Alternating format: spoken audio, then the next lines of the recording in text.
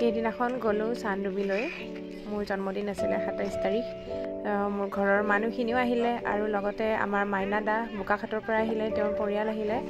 আহি তেওঁলোকে হেনো চানডুবিৰ লেকটো চাই আৰু লগতে নাৱতো বোলে উঠি চাই এবাৰ। গোটেই পোৱালীয়ে জীয়ালীয়ে সকলোৱে মিলি নাৱতে উঠিবলৈ ল'লে। লগতে আমাৰ মা আছে, ৰিচু আছে আৰু মোৰ হাজবেণ্ড আৰু ময়ো, আমি গোটেইকেইটাই একেলগে বোলো নাওখনৰ ওপৰতে উঠোঁ। আমি আজি ফাইনেলি নাৱত উঠিলোঁ।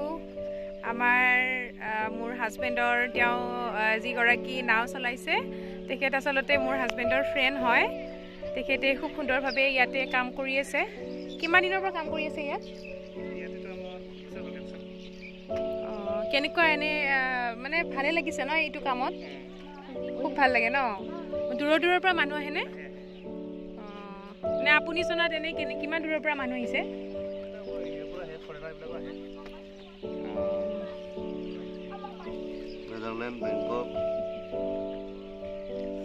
এয়া চাওক, আমি আহি আছোঁ এতিয়া চানডুবি বিলৰ ঠিক মাজতে আমি আহি পালোঁ।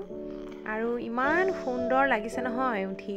গোটেই বিলখন দেখিবলৈ ইমান ধুনীয়া আৰু মাজতে ভেটফুলবোৰ ইমান ধুনীয়াকৈ ফুলি আছে। সেয়া মিংকিয়ে হাই দিলে, এয়া বায়েও হাই দিলে। সিহঁতৰ হেনো খুব ফূৰ্তি নাওখনত উঠিব পায়। চানডুবি বিল চাওঁ চাওঁ উৎপাত কৰি আছিলে। আৰু এয়া আমাৰ ৰিচুৱে বাপেকৰ লগত পূৰা সোমাই লৈছে আৰু কোচতে। আৰু পানীখিনি ইমান চাফা, ওপৰৰ যে আকাশখন গোটেই পানীতে জিলিকি আছে আৰু ওচৰৰ গছবিলাক। নাৱে বোলে তুলুম ভুতুম পথাৰ বোলে বা গধূলিতে তবা কোবা। ভয় লাগিছে যদিও ফূৰ্তিতে ল'ৰালি কালৰে কবিতা এভাগিও আমি সকলোৱে মিলি আনন্দতে গায়ে দিলোঁ। সেয়া চাওকচোন, আমি এতিয়া গৈ আছোঁ। মানে আমি এতিয়া বৰ্তমান উভতিহে আছোঁ দেই। আমাৰ মাৰ যে অকণো ভয় লগা নাই। গোটেইখন যেন একেবাৰে যেন আগৰ পিছেও উঠি পাইছে, এনেকৈ বহি লৈছে আৰু।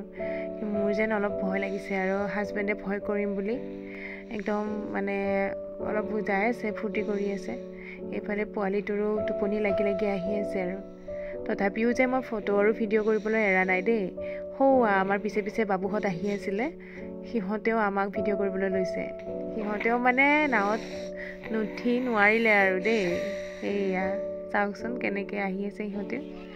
এয়া ফাইনেলি আমি পাৰ পাই গ'লোঁ আৰু আমাৰ পোৱালিটো দৌৰি ফুৰিছে। এতিয়া মই তাক কোচত ল'ব লাগে, এতিয়া আৰু সি নাৱত নুঠে আৰু।